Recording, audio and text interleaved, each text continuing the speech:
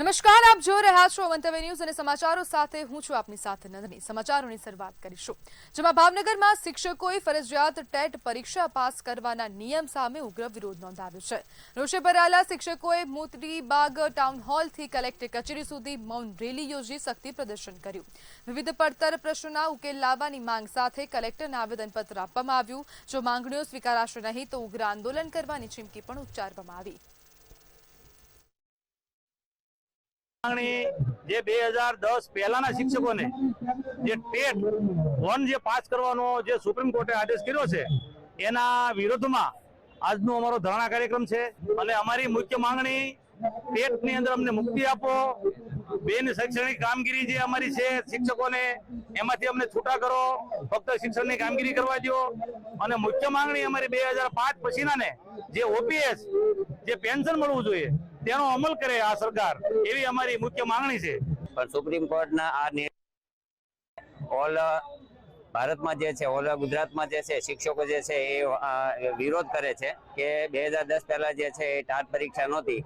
આ સુપ્રીમ કોર્ટના નિર્ણયને જે છે અમે વખોડીએ છીએ અને અત્યારે ભાવનગર જિલ્લાના આ મોતીબાગ ટાઉન હોલ ખાતે ભાવનગર જિલ્લાના લાખો શિક્ષકો જે છે એ અહીંયા એકત્રિત થઈ અને 3 થી 5 જે છે ધરણા કરી અને અત્યારે 5 વાગ્યે છે માનનીય કલેક્ટર સાહેબને જે છે આ અમારી જે માંગ છે એમની જે છે આવેદન રૂપે અમે એમનો જે છે એ રજૂઆત કરવાના છે કે 2010 પહેલાના શિક્ષકોને જે છે ટાટ પરીક્ષામાંથી મુક્તિ આપે અને 2010 પછીના જે શિક્ષકોને ભરતી થઈ છે તેમને જૂની પેન્શન યોજનામાં સમાવવા માટેની અમારી આ માંગણી છે। આજે અમે આખો શિક્ષણ સમાજ અમારા ન્યાય માટે અહીંયા ભેગા થયા છીએ કે જે ઓપીએસ જે બધા લોકોને લાગુ પાડ્યું છે 2005 પહેલાને, તો 2005 પછી પણ એ લોકોને મળે અને જે ટેટ પરીક્ષા અમાને સરકારે ફરજિયાત કરવાનો સુપ્રીમ કોર્ટે જે ઓર્ડર આપ્યો છે તે અમને અત્યારે બધા શિક્ષકો લાયકાત ધરાવનારા જ છે, એમ નામ તો કોઈ કામ કરતું જ નથી। તો જે આ ટેટ પાસ કરવી જે ફરજિયાત કરી છે એમાંથી અમને મોકૂફ રાખે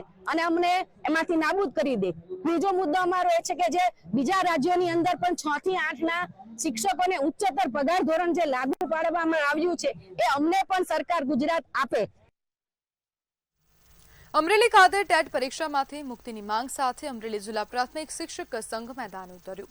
ગુજરાત રાજ્ય પ્રાથમિક શિક્ષક સંઘના આહવાન પર એક દિવસીય ધરણા કાર્યક્રમ યોજવામાં આવ્યો। ગુજરાતના 22 જિલ્લાઓમાં શિક્ષકો દ્વારા વિરોધ કરવામાં આવી રહ્યો છે। 2010 પહેલા ભરતી થયેલા શિક્ષકોને ટેટ પરીક્ષામાંથી મુક્તિ આપવાની મુખ્ય માંગ ઉઠવા પામી હતી। અમરેલી જિલ્લા પ્રાથમિક શિક્ષણ સંઘે સરકાર સમક્ષ માંગણી સ્વીકારવાની અપીલ કરી હતી। हमारे अखिल भारतीय प्राथमिक शिक्षक संघ प्रेरित અને ગુજરાત રાજ્ય પ્રાથમિક શિક્ષણ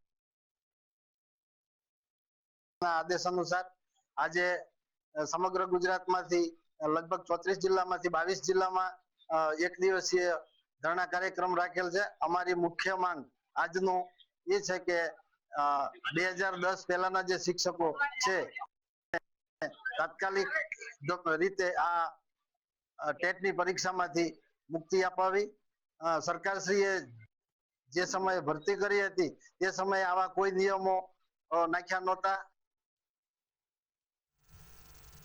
રાજકોટ મહાનગરપાલિકાની સ્ટેન્ડિંગ કમિટીની બેઠકમાં શહેરના ખર્ચમાં ઘટાડો કરવા માટે મહત્વના નિર્ણયો લેવામાં આવ્યા છે। પેટ્રોલ ડીઝલના વધતા ખર્ચને ધ્યાનમાં રાખીને મનપાની 22 શાખાઓમાં ઉપયોગમાં લેવાતા કરાર આધારિત 51 વાહનો બંધ કરવાનો નિર્ણય લેવામાં આવ્યો। આજરોજ રાજકોટ મહાનગરપાલિકાની સ્ટેન્ડિંગ કમિટીની બેઠકમાં 13 દરખાસ્તો હતી, જેમાં કુલ મળીને 17 કરોડ આજુબાજુના વિકાસ કામોની દરખાસ્તો આવેલ હતી। તેમાંથી એક નામંજૂર કરી છે જે ગયા સ્ટેન્ડિંગમાં પણ આવેલી હતી। રેસકોર્સ રિંગ રોડને ફરતે જે લાઇટિંગની વાત હતી તે અત્યારે હાલ કરકસરને ખર્ચમાં કાપ મૂકવાના હેતુથી એ નામંજૂર કરી છે। ગોંડલ ખાતે બીએપીએસ અક્ષર મંદિર પરિસરમાં ભાજપ પ્રેરિત ખેડૂત સંમેલન યોજાયું હતું, જેમાં મોટી સંખ્યામાં ખેડૂતો અને સહકારી આગેવાનો ઉપસ્થિત રહ્યા હતા। આ સંમેલનમાં ભાજપના પ્રદેશ અધ્યક્ષ જગદીશ વિશ્વકર્મા અને રાજ્યના કૃષિમંત્રી જીતુ વાઘાણી સહિતનાઓ હાજર રહ્યા। સાથે જ સહકારી ક્ષેત્રના આગેવાનો પણ આ કાર્યક્રમમાં જોડાયા હતા। કાર્યક્રમ દરમિયાન જિલ્લા ભાજપ પ્રમુખ દ્વારા પ્રદેશ અધ્યક્ષ અને કૃષિ મંત્રીને કાઠિયાવાડી પાઘડી પહેરાવવામાં આવી અને સન્માનિત કરવામાં આવ્યા। ખેડૂત સંમેલનમાં કૃષિ ક્ષેત્રના વિકાસ, ખેડૂતોના પ્રશ્નો અને સરકારની વિવિધ યોજનાઓ અંગે ચર્ચા કરવામાં આવી.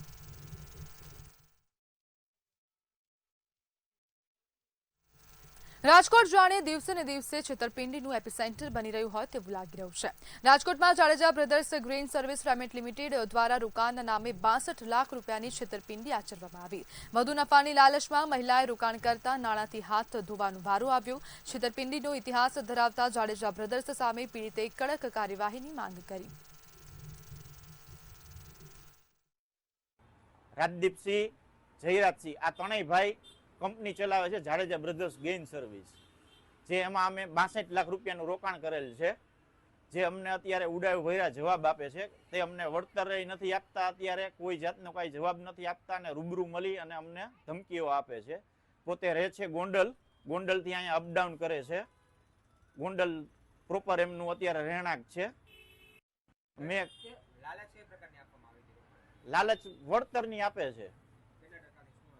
1%, 2%, 3%, તમે જેમ ઇન્વેસ્ટમેન્ટ કરશો એમ તમને એવી રીતે એમ કે તમે આટલું ઇન્વેસ્ટમેન્ટ કરો તો તમને આટલા ટકા લગીનું વળતર આપશું, તમે અહીં લગી ઇન્વેસ્ટમેન્ટ કરો તો અહીંથી આટલા ટકાનું વળતર આપશું. એવી રીતે નોખી બધી જાતની આવી રીતના લોભામણી લાલચ આપે છે.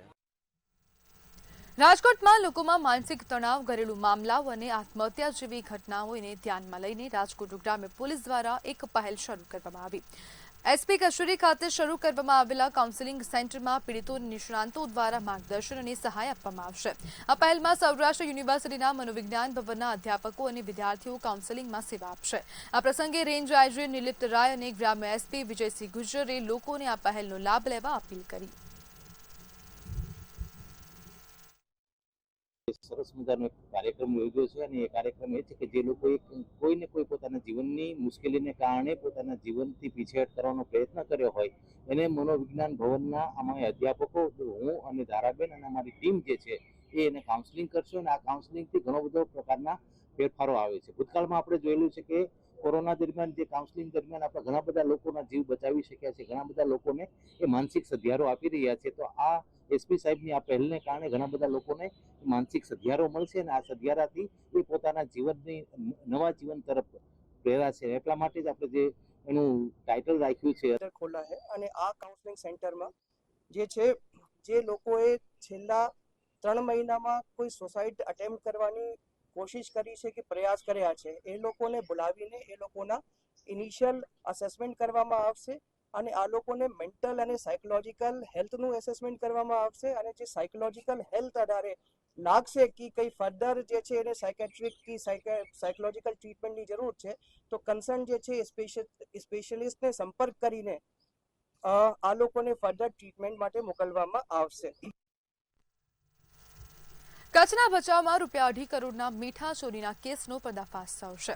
શખ્સોએ કંપની સાથે છેતરપિંડી કરી કરોડોની કિંમતનું મીઠું ચોરી કરી બારોબાર વેચી દીધું હતું. સમગ્ર મામલે કુલ 15 શખ્સો વિરુદ્ધ ફરિયાદ દાખલ કરવામાં આવી છે. બાતમીના આધારે પોલીસે મુખ્ય 2 આરોપીઓને ઝડપી પાડ્યા છે. આ રેકેટમાં અન્ય કેટલા લોકો સામેલ છે તે અંગે તપાસ હાથ ધરવામાં આવી રહી છે.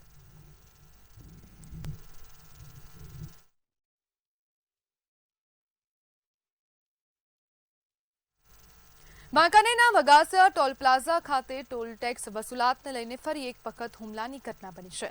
અસામાજિક તત્વોએ ટોલ કર્મચારીઓને ધમકી આપી હુમલો કર્યો છે, જેના કારણે કર્મચારીઓની સુરક્ષા પર ગંભીર પ્રશ્નો ઊભા થયા છે. પોલીસ દ્વારા અસામાજિક તત્વોને કાયદાનું ભાન કરાવવા કડક હાથે કામગીરી કરવામાં આવે તેવી માંગ ઉઠવા પામી છે. જ્યારે ટોલ પ્લાઝા પ્રોજેક્ટ મેનેજર દ્વારા 6 જેટલા અસામાજિક તત્વો સામે પોલીસ ફરિયાદ નોંધાવવામાં આવી છે. પોલીસ દ્વારા આ મામલે તપાસ શરૂ કરવામાં આવી.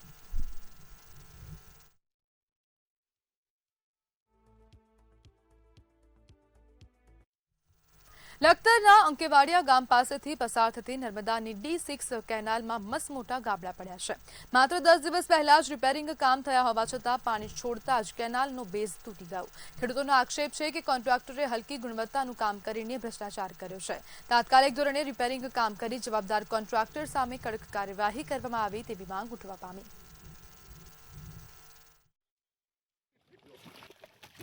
આ કેનાલ 10 દિવસ પહેલા થઈ ગયેલી હતી અને અત્યારે તળિયેથી નીચેથી તૂટી ગયેલ છે. હવે આ તંત્રની અને આ કોન્ટ્રાક્ટરનું શું અમારે કરવું, શું જવાબ લેવો? શું તમારી માંગ શું છે? અમારી માંગની અંદર આ કામની અંદર કામ ખરાબ છે, તો આ કોન્ટ્રાક્ટરને આને શું તમારે લેવા પગલાં સરકારને જોવાના છે? આ કેનાલ D6 છે. 10 દિવસ પહેલાં બાંધકામ આનું કેનાલનું થયેલું. આજે કેનાલમાં પાણી છોડવામાં આવ્યું. 15 તારીખે પાણી છોડવાનું હતું કેનાલમાં. 16 તારીખ થઈ આ છોડ્યું પાણી. આજને આજ કેનાલમાં ગાબડા પડી ગયા. એના લીધે ખેડૂતને નુકસાની ભવિષ્યમાં પણ અને કેનાલના જમારાઓ અને પાણી એના કારણે ખેડૂત આજ પણ માગ એ એન્જિનિયર અને આના કોન્ટ્રાક્ટર એને જે કેનાલ બનાવી છે એના લીધે નુકસાન ખેડૂતને થાય એવું છે અને કૌભાંડવાળું એમને કામ કર્યું છે. આ D6માં કામ કર્યું, માટીકામ સારું નથી કર્યું, સિમેન્ટ વરસાદમાં પલ્લેલી વાપરેલી અને કેનાલ બેસી જઈ. અત્યારે હવે ખેડૂતને કપાસિયા ચોપીને મેકા તો એનું વળતર આપવા કોણ તૈયાર રહેશે? અત્યારે બધાના કપાસિયા બગડશે. આ ક્યારે ચાલુ થાય છે અને ક્યારે માણસો પાય તો એનું વળતર આપવામાં કોણ જવાબદાર? અને શું થયું છે? કેનાલ બેસી જઈ છે, તૂટી જઈ.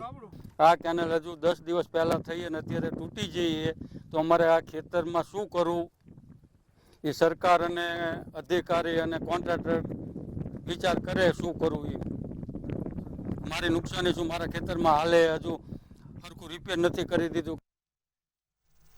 બોટાદ ખાતે બરવાડા તાલુકાના ચોકડી ગામ ખાતે સીસી રોડમાં ભ્રષ્ટાચાર થયાનો આક્ષેપ લગાવવામાં આવ્યો છે. સીસી રોડ મંજૂર થઈ બનાવેલના 5 મહિના થતાં રોડમાં કપચી નીકળવા લાગી છે.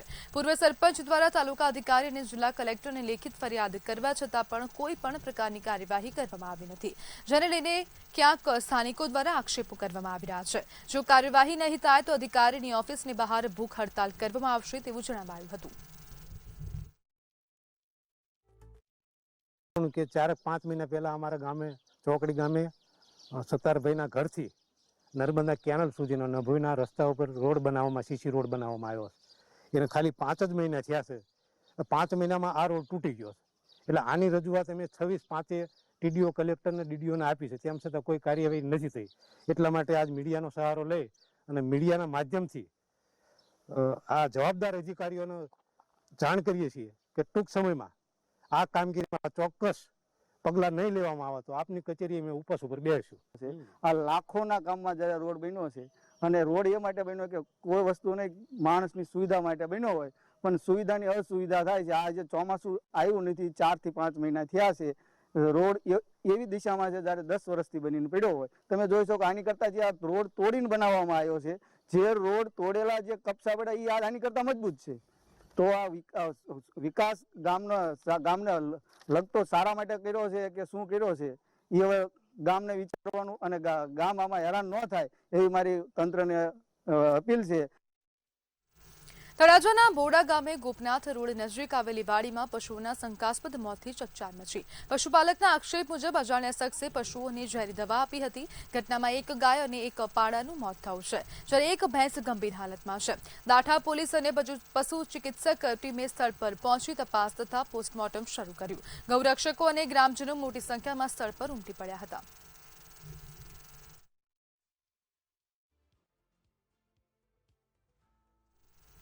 સુરેન્દ્રનગર જિલ્લાના લીંબડી નગરપાલિકા ખાતે ભવ્ય જન કલ્યાણ શિબિરનું આયોજન કરવામાં આવ્યું.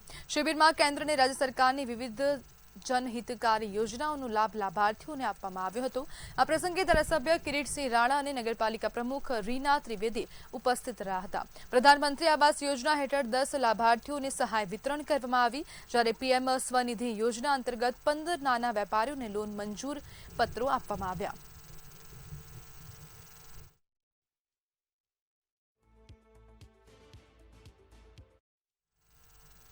અમરેલીમાં અનાજના કાળાબજારિયા ઉપર મામલતદારે તબાહી બોલાવી. બાતમીના આધારે કાર્યવાહી કરતા મામલતદાર અને સર્કલ ઓફિસર કુલદીપસિંહ સિંધવની ટીમે છોટા હાથી સહિત ₹99,420નો મુદ્દામાલ જપ્ત કર્યો અને આગળની તપાસ હાથ ધરી. પુરવઠા વિભાગની કડક કાર્યવાહીથી અનેક કાળાબજારીઓ અને અનાજ માફિયાઓમાં ભારે ફફડાટ જોવા મળી રહ્યો છે.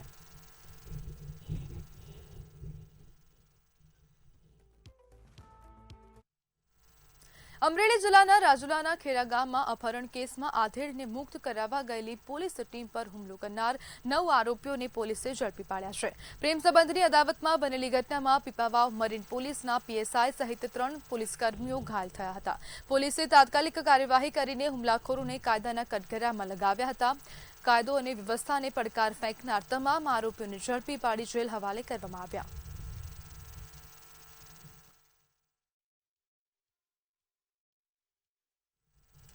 સુરેન્દ્રનગરના સર્કિટ હાઉસ સામે આવેલા મોબાઈલ ટાવર પર એક યુવક ચડી જતા ચકચાર મચી હતી. ઘટનાની જાણ થતાં ફાયર બ્રિગેડ અને પોલીસની ટીમ તાત્કાલિક સ્થળ પર પહોંચી. લગભગ 1.5 કલાકની જહેમત બાદ ફાયર ટીમે સફળતાપૂર્વક યુવકનું રેસ્ક્યુ કર્યું અને તેને સલામત રીતે નીચે ઉતાર્યો. યુવક નશાની હાલતમાં ટાવર પર ચડ્યો હોવાની ચર્ચા છે. ઘટના સ્થળ પર મોટી સંખ્યામાં લોકો ભેગા થયા હતા.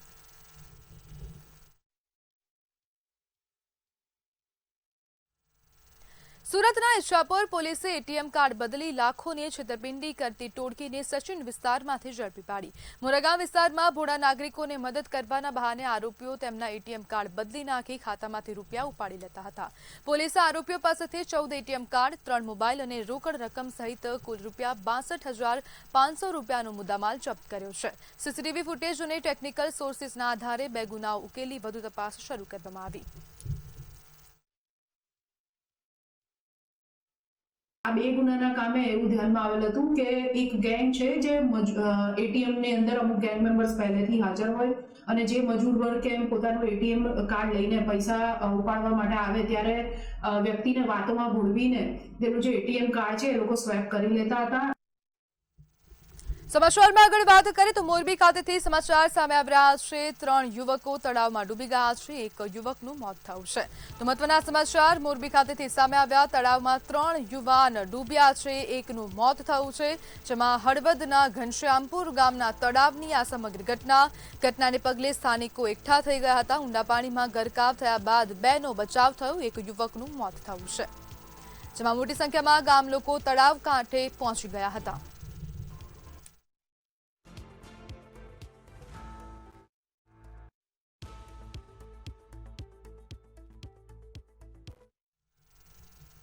તો ભાવનગરના તળાજા ખાતેથી સમાચાર સામે આવી રહ્યા છે. આત્મહત્યાનો આ મામલો સામે આવી રહ્યો છે. તો યુવકે ગળે ફાંસો ખાઈને જીવન ટૂંકાવ્યું છે. સમાચાર ભાવનગરના તળાજાના છે, જેમાં યુવાને ગળે ફાંસો ખાઈને જીવન ટૂંકાવ્યું છે. પાણિયારી ગામે યુવાનના મોતથી ચકચાર મચી જવા પામી છે. સમગ્ર મામલે પોલીસને જાણ કરવામાં આવી. 31 વર્ષીય યુવકે આત્મહત્યા કરી છે. સમગ્ર મામલે પોલીસ દ્વારા વધુ તપાસ પણ હાથ ધરવામાં આવી છે. ઘટનાથી પરિવારજનોમાં શોકનું મોજું ફરી વળ્યું.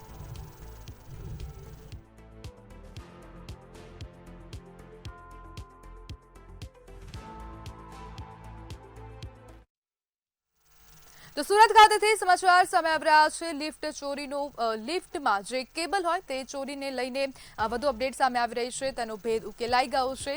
તો લિફ્ટ કેબલ ચોરીનો ભેદ ઉકેલાયો છે. સુરતની સમગ્ર ઘટના ઉત્તરાયણ પોલીસે આરોપીને ઝડપી પાડ્યો છે. સમગ્ર મામલે એક યુવકની અટકાયત કરવામાં આવી છે. રિક્ષામાં રેકી કરીને ચોરીને અંજામ આપતો હતો. 3.50 લાખની કેબલ ચોરીનો ખુલાસો થયો છે. ઉત્તરાયણ પોલીસ દ્વારા કાર્યવાહી કરવામાં આવી છે. સીસીટીવીથી આરોપી સુધી પોલીસને પહોંચવામાં સફળતા મળી છે. સમગ્ર મામલે એક યુવકની અટકાયત કરવામાં આવી. હ્યુમન ઇન્ટેલિજન્સના આધારે આ ગુનામાં સંજય દેવી પૂજક નામના એક વ્યક્તિની સંડોવણી હોવાનું સામે આવેલું અને ટીમો દ્વારા આ આરોપીની ધરપકડ પણ કરવામાં આવેલ છે. આરોપી અગાઉ પણ ચોરીની ઘટનામાં લિંબાયત પોલીસ સ્ટેશન ખાતે એરેસ્ટ થયેલ, ત્યાં પણ ચોરીની ઘટનાને અંજામ આપેલો. સંજય દેવી પૂજકની હાલમાં ધરપકડ કરી તેની પાસેથી જે કોપર વાયર છે તે ઓગાળી અને બનાવવામાં આવેલ કોપરને પણ રિકવર કરવામાં આવેલ છે. એની સાથે અન્ય એક આરોપી જે સંડોવાયેલો હતો તેની હાલમાં તપાસ અને તેની ધરપકડ કરવાની કાર્યવાહી ચાલુ છે. તો વઢવાણ ખાતે મહારાણા પ્રતાપની 486મી જન્મ જયંતિની ભવ્ય ઉજવણી કરવામાં આવી હતી. આ પ્રસંગે ક્ષત્રિય સમાજના આગેવાનો અને શહેરીજનોએ એકઠા થઈને મહારાણા પ્રતાપની પ્રતિમાને ફૂલહાર કરી વંદન કર્યા હતા. ઉજવણી દરમિયાન મેયરે જણાવ્યું કે એનટીએમ હાઈસ્કૂલ પાસે ₹20 લાખના ખર્ચે મહારાણા પ્રતાપની બીજી ભવ્ય પ્રતિમા મૂકવામાં આવશે. આ જાહેરાતને પગલે સ્થાનિકોમાં આનંદની લાગણી વ્યાપી છે.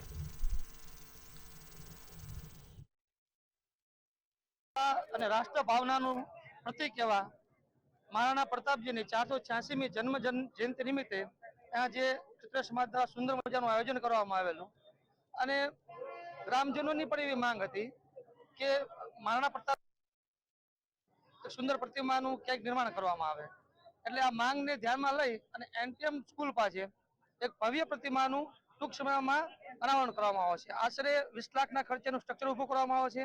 કોર્પોરેશન બન્યા પછી પહેલા મેયર એના જે રાઠોડ સાહેબ આવ્યા હતા અને ડેપ્યુટી મેયર નીતાબેન રાવલે જે રાજપૂત સમાજની લાગણી અને માગણીને ધ્યાને લઈ અને જે મહારાણા પ્રતાપનું એનટીએમ હાઈસ્કૂલ પાસે જે 20 લાખના ખર્ચે સ્ટેચ્યુનું જે બનાવવાનું જે કીધું છે એના બદલ ક્ષત્રિય સમાજ, સમગ્ર ઝાલાવાડ સમાજ એમના સમગ્ર હોદ્દેદારોનો દિલથી આભાર માને છે. તો સમાચારમાં હાલ બસ આટલું જ. વધુ માહિતી માટે જોતા રહો મંતવ્ય ન્યૂઝ. નમસ્કાર.